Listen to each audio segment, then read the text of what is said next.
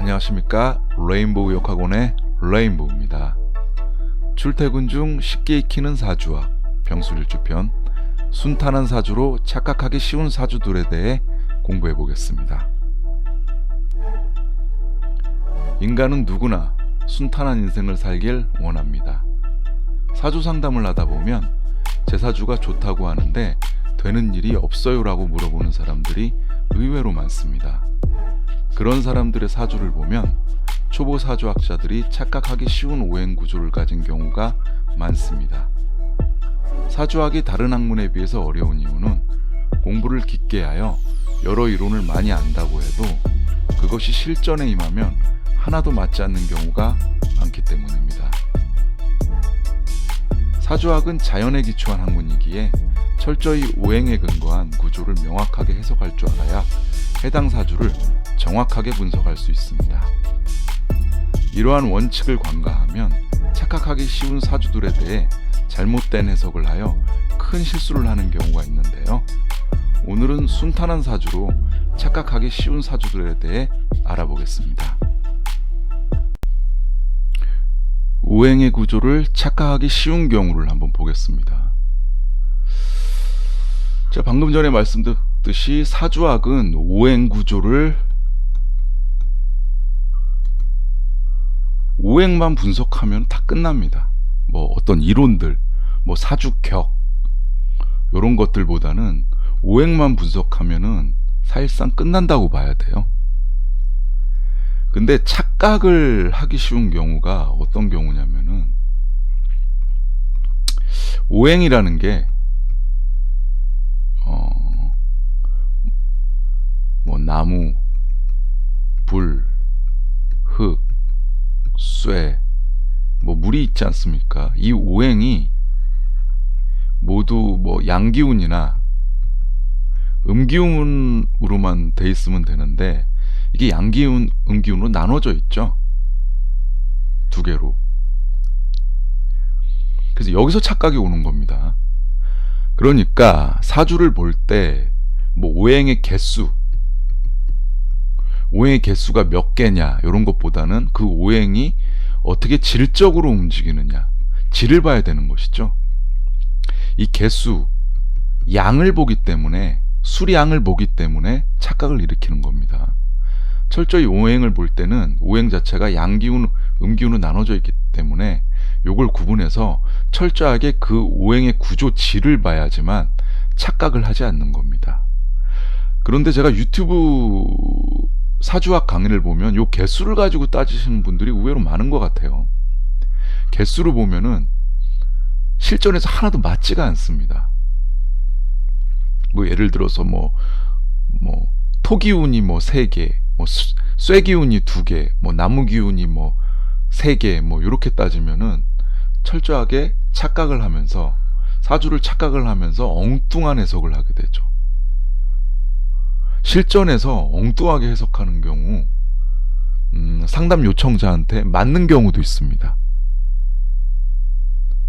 따기를 맞는다거나 뺨을 맞는다거나 이렇게 심하면 맞는 경우도 있거든요. 그래서 정확하게 오행의 질을 가지고 해석할 수 있도록 해야지 고수 사주학자가 될 수 있는 겁니다. 이게 지금 제가 얘기하는 게 되게 쉬운 얘기이기도 하지만 매우 중요한 얘기입니다. 이 오행의 구조를 정확하게 질적으로 보고 해석할 수 있도록 하셔야 되겠습니다.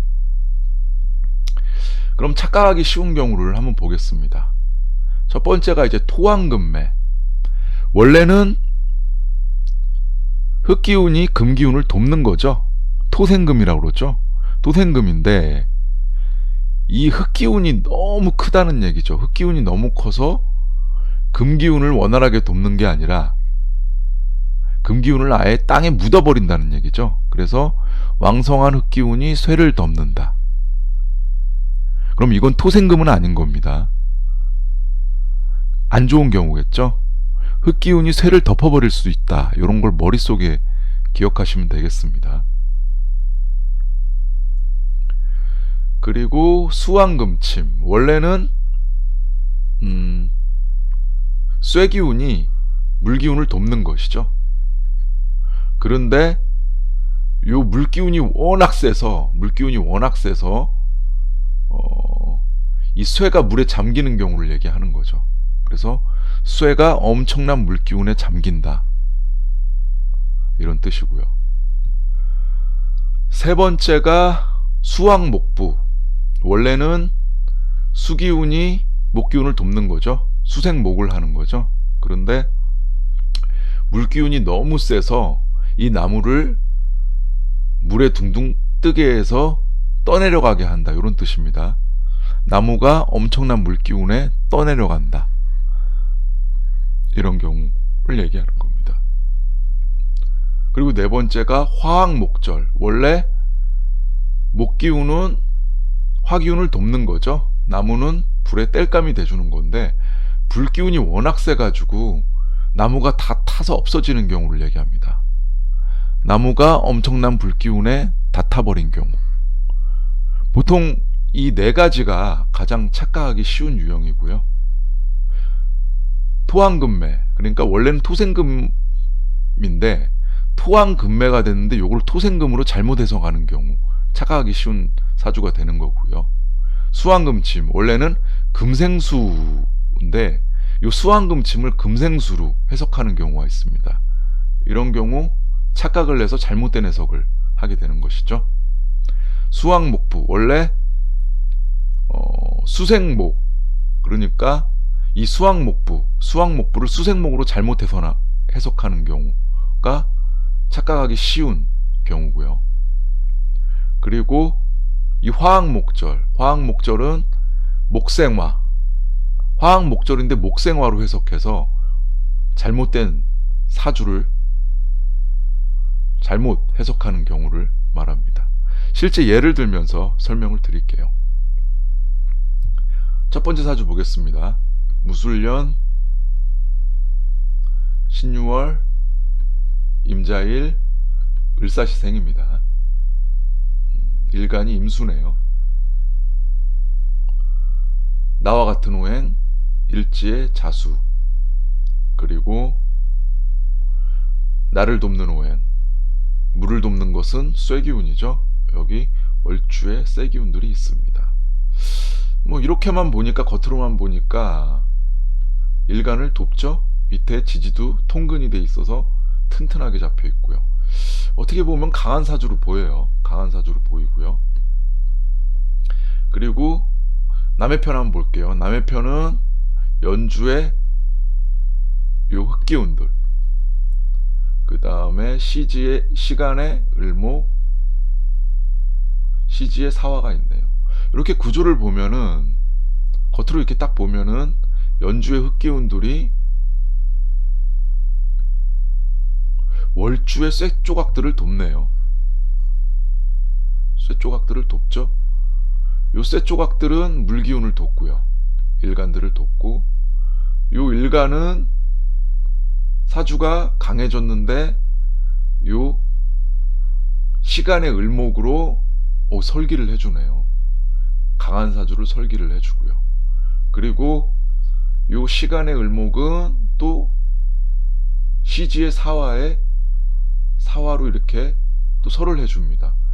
순통이 된 사주 같아요. 이렇게 볼 때는 순통이 된 사주인데, 요런 경우 잘 산다고 그러죠. 순통이 잘 된 사주는 잘 산다고 합니다. 근데 이 사주 주인공은 못 살아요. 뭐 사업을 했다 하면은 다 망하고요.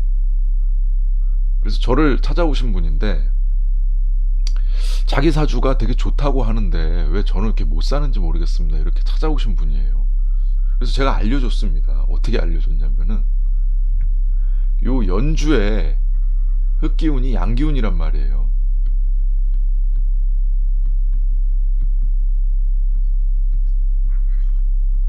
양기운이란 말이에요. 이 연주의 흑기운이 양기운인데, 그리고 요 월주의 인성들은 음기운이란 말이죠.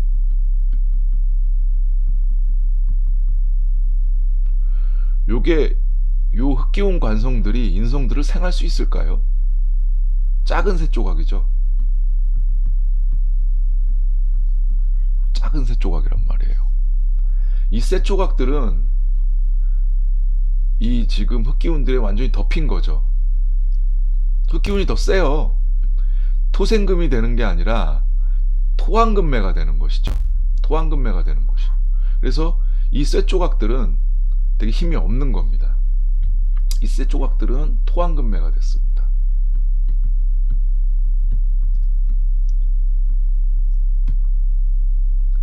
그리고 요 일간은 임수죠. 일간은 임수인데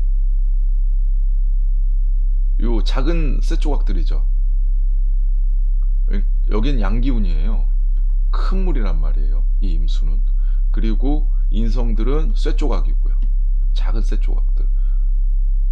수황금침이 되는 거예요. 이 쇠 조각들은 수황금침도 되고 토황금매도 되는 거예요. 그래서 인성의 힘이 상당히 약해진 거죠. 인성 힘이 상당히 약해진 겁니다. 그리고 사업을 했다면 다 망한다 그러거든요. 사업을 하는 경우에는 이 식상을 봐야 되죠. 식상생재가 됐는지 봐야 되거든요. 이 물기운의 힘이 상당히 세단 말이에요. 일간의 힘이 상당히 세고, 요 지금 시간의 을목이 식상인데 이 을목은 음기운이란 말이에요.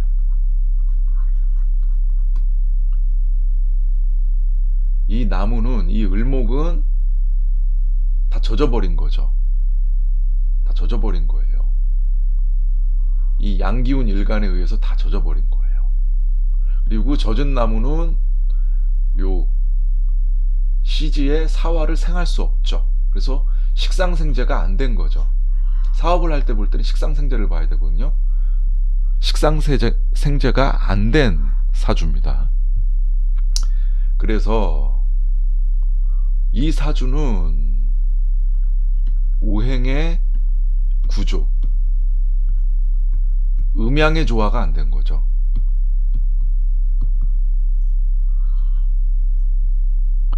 이 사람이 사주적으로 희신을 받으려면은, 희신은 뭘까요? 이 월주에 큰 쇠기운이 와야 돼요.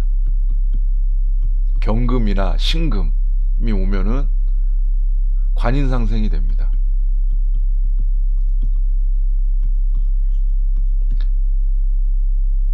큰 쇠기운이 오면 관인상생이 되는 거고요, 희신은. 그리고 또 하나의 희신은 큰 나무가 되겠죠. 이 식상의 큰 나무, 예를 들어서 뭐 간목이라든가 뭐 밑에 예를 들어서 인목이라든가 이렇게 큰 나무가 오면은 희신이 되는 거죠. 그때 운이 풀리는 것이죠. 그래서 대표적으로 토황금매 수황금침이 된 사주를 살펴봤습니다. 두 번째 사주 보겠습니다. 을사년, 병술월, 경신일, 경진지생이네요. 이 사람도 직접 사주 상담을 한 분인데요. 사업을 하는데 사업이 잘 안 된다고 찾아오신 분입니다. 자기 사주가 좋다고 하는데 왜 안 좋은지, 왜 저는 사업하면 다 망하는지 이렇게 물어보신 분이에요. 사주 한번 살펴보겠습니다. 일간이 경금이네요. 큰 쇠기운이네요. 나와 같은 오행은 같은 쇠기운이죠. 일지의 신금, 시간의 경금. 그리고 나를 돕는 오행. 쇠기운을 돕는 것은 흑기운이죠. 시지의 진토, 월지의 술토가 있네요. 요렇게가 내 세력이네요. 사주가 되게 강해졌습니다. 남의 세력 한번 볼게요. 월간의 병화, 연간의 을목, 그 다음에 연지의 사화가 있네요. 남의 편 구조를 한번 살펴볼게요. 요 병화는 술토를 돕죠. 그리고 사화도 흑기운들을 돕습니다. 그리고 이 흑기운들은 이 쇠기운들을 돕죠. 사주가 괜찮게 된 것 같아요. 사주가 나름대로 순통이 됐네요. 연간의 을목은 또 불기운을 돋고요. 그래서 목생화, 화생토, 토생금으로 목생화, 생, 토, 생, 금으로 사주가 순통이 되었네요. 겉으로 볼 때는 그렇게 보입니다.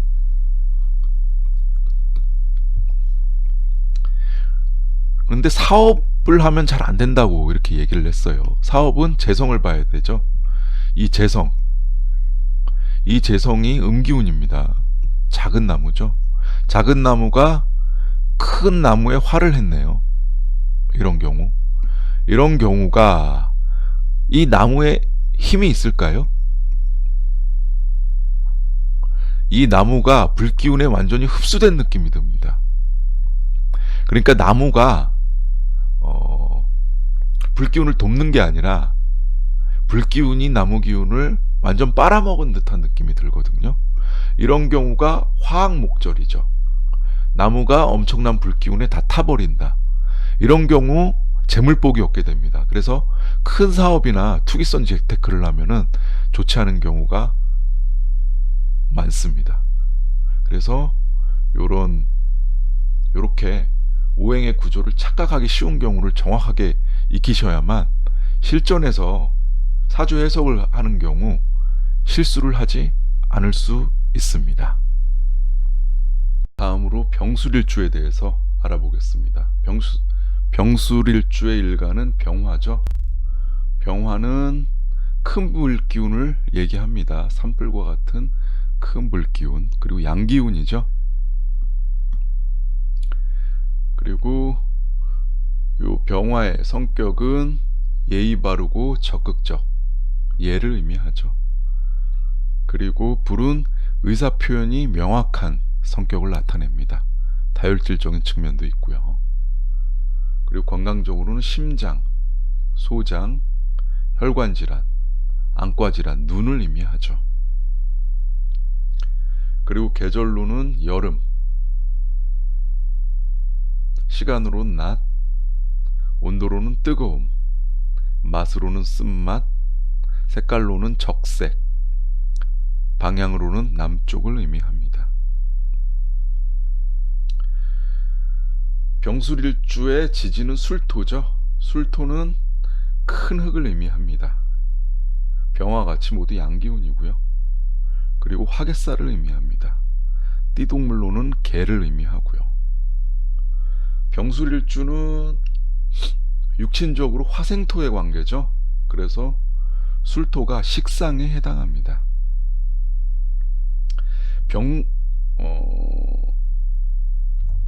병술일주는 보면 둘 다 양기운이죠. 병화도 양기운이고요. 술토도 양기운이라 성격적으로 아주 활달한 성격을 갖고 있고요. 둘 다 양기운이니까 활동력도 상당히 세다고 봐야 됩니다. 적극적인 성격을 갖고 있어요. 그리고 앞에서 말씀드렸듯이 병화가 다혈질이라고 그랬죠. 의사표현 명확하고 똑부러지고 다혈질이죠. 그래서 성격이 급한 면이 있고요. 병술일주들이. 그리고 마음속으로는 외로움도 가지고 있습니다. 왜냐하면 성격이 급하기 때문에 상대방들이 보통 부담감을 많이 갖고 있거든요. 좀 피하는 경우도 있어서 외로움을 갖고 있고요. 뭐 나쁜 것만 갖고 있는 건 아니고요. 그리고 적극적인 성격 뭐 이런 거는 장점이라고 볼 수 있고요. 단점으로는 성격이 급하고 외로움을 갖고 있고요. 그 다음에 변덕도 갖고 있습니다. 그래서 병술일주들이 보면은 성격도 급하고 화도 잘 내는 면도 있지만 뒤끝은 또 없습니다. 양기운을 가진 사람들의 특징은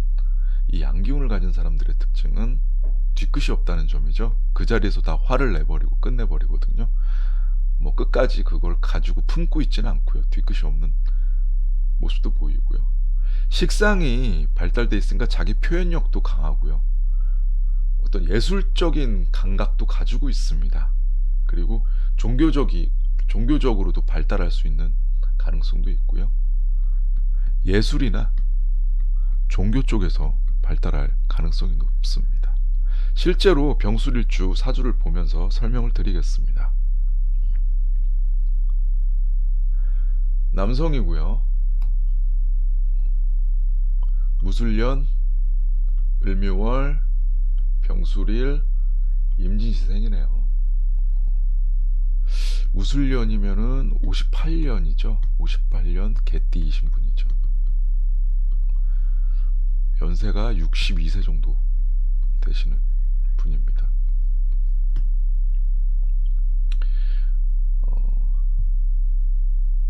이분이 저를 찾아왔어요. 이분이 저를 찾아와서 여러 가지 얘기를 하다가 어렸을 때 조실부모, 어렸을 때 10대 때 부모님을 모두 여의어서 고아로 자랐다고 그래요. 그래서 그 이유를 이렇게 물어보는 사주입니다. 그래서 제가 조실부모가 된 이유를 설명해 줬는데요. 제가 해석한 내용들을 한번 들어보시기 바랍니다.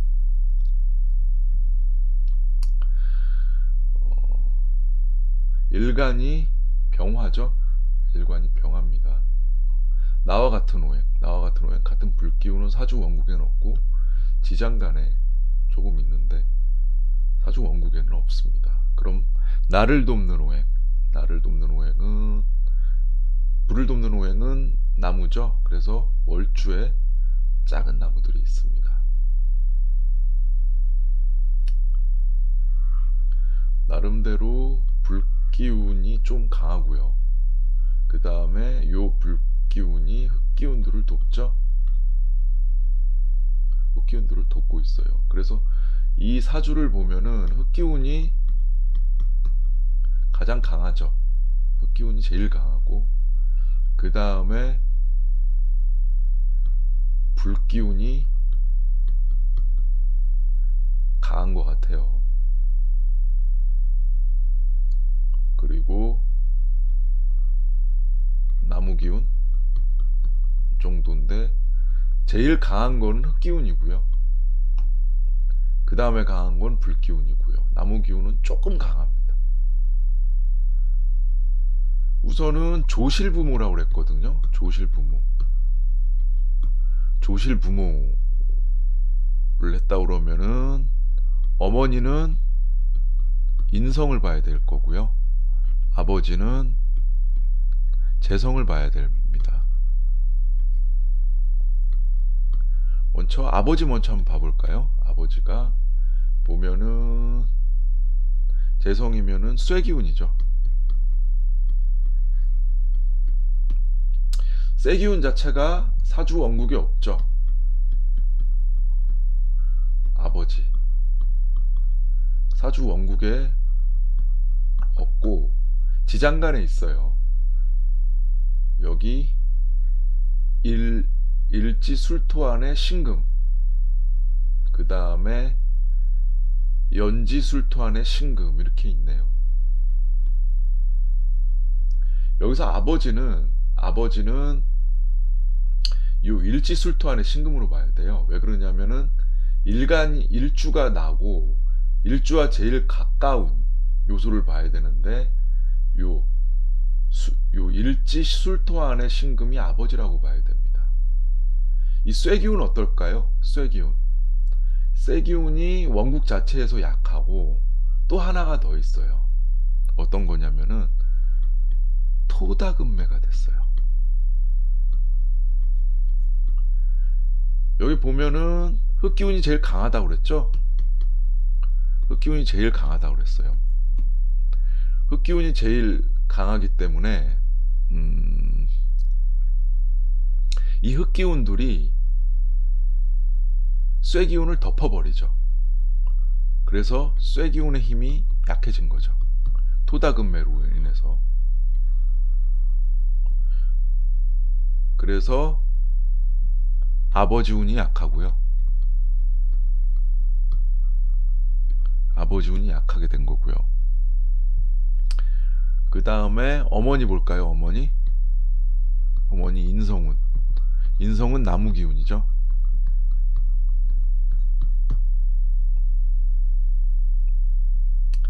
나무 기운은 월주에 작은 나무들이 있습니다. 이 나무가 보면은 원래는 나무가 강하려면은 나무는 적당한 수분과 적당한 햇빛이 있어야 힘이 강해집니다. 근데 이 나무를 보면은 물기운이 되게 약하죠. 물기운이 있긴 있는데 요 시간의 임수는 흙기운들에 의해서 거의 말라버렸어요. 흙탕물이 된 상태고, 그 다음에 이 임수가 멀리 떨어져 있기에 이 나무에 적당한 수분을 줄 수가 없습니다. 그리고 문제는 뭐냐면 이 나무는 음기운이거든요. 나무는 음기운이에요.